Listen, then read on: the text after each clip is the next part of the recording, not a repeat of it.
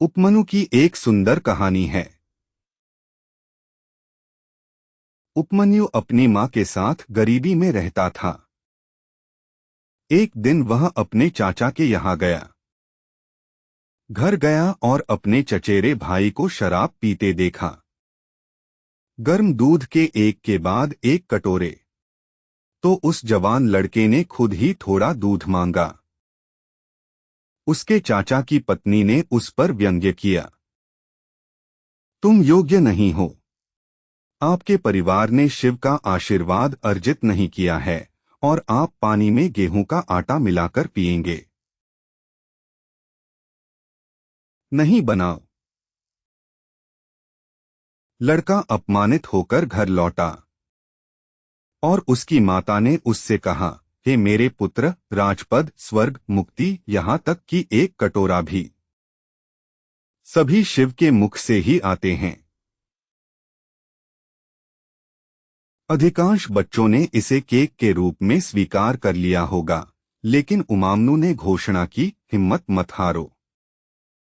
शिव की कृपा से मैं क्षीर सागर बहा दूंगा और तब तक नहीं रुकूंगा जब तक स्वयं शिव प्रकट न हो। वह जंगल में गया। खाना बंद कर दिया, पीना बंद कर दिया और हवा के अलावा कुछ भी नहीं खाया। और उनकी तपस्या इतनी तीव्र थी, पेड़ जल गए, जिससे देवता खड़खड़ाने लगे। इंद्र विष्णु के पास पहुंचे और कहा, यह बालक ब्रह्मांड को हिला देता है, उसे रोको। तो विष्णु ने लड़के के शुद्ध इरादे को समझा और शिव से प्रार्थना की। शिव प्रकट हुए, लेकिन इंद्र के भेष में। दूध की धाराएं चढ़ाते हुए कहते हैं, अपनी तपस्या बंद करो। महादेव एक मिथक है। मैं तुम्हें वरदान दे रहा हूं, इसे स्वीकार करें।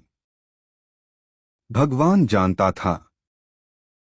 यहां तक कि भूखे रहने की स्थिति में भी उन्होंने इनकार कर दिया। मैं स्वयं महादेव के अतिरिक्त कुछ भी स्वीकार नहीं करूंगा।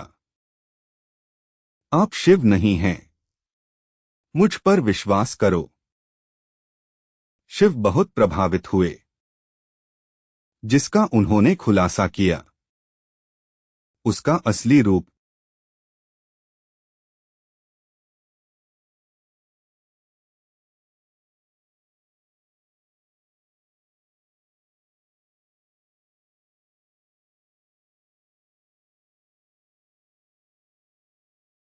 यह गहन शिक्षा है। योग या भोग बनाम मोक्ष या मुक्ति का। और आदम इच्छा का त्याग नहीं करते, बल्कि उसे रूपांतरित करते हैं।